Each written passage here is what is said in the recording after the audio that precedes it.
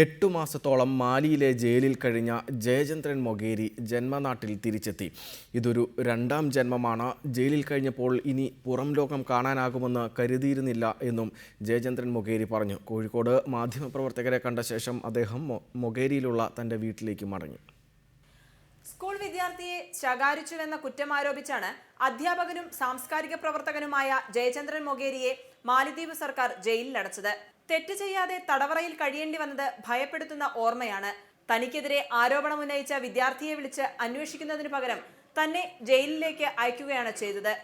ഒരു സാധാരണ ഒരു ഹെഡ് മാസ്റ്റർ അധ്യാപകനെയും പാരൻസിനെയും വിളിച്ച് കുട്ടിയെയും വിളിച്ച് എന്താണ് കാര്യമെന്ന് ഒരു 5 മിനിറ്റ് കൊണ്ട് അന്വേഷിച്ചറിയേണ്ട കാര്യത്തിനാണ് 8 മാസവും 20 ദിവസവും ഞാൻ ജയിലിൽ കഴിയേണ്ടി വന്നത്. തടവറയിൽ കഴിഞ്ഞ് ഓർമ്മ പൂർണ്ണമായും നഷ്ടപ്പെട്ട അവസ്ഥ വരെ ഉണ്ടായി. ബന്ധുക്കളുടെയോ സുഹൃത്തുക്കളുടെയോ മുഖം പോലും ഓർത്തെടുക്കാനായില്ല, അദ്ദേഹം പറഞ്ഞു.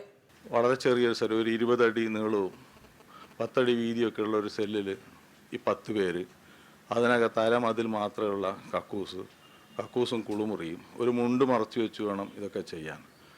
മുഖ്യമന്ത്രി ഉൾപ്പെടെ അറിയുന്നവരും അറിയാത്തവരുമായി നിരവധി പേർ തന്റെ മോചനത്തിനായി ശ്രമിച്ചിട്ടുണ്ടെന്നും ഇതിൽ സന്തോഷമുണ്ടെന്നും അദ്ദേഹം പറഞ്ഞു. ബംഗളൂരുവിൽ നിന്ന് കോഴിക്കോടെത്തിയ ജയചന്ദ്രൻ മൊകേരി സുഹൃത്തുക്കളോടും ബന്ധുക്കളോടുമൊപ്പമാണ് വീട്ടിലേക്ക് മടങ്ങിയത്. റിപ്പോർട്ടർ, കോഴിക്കോട്.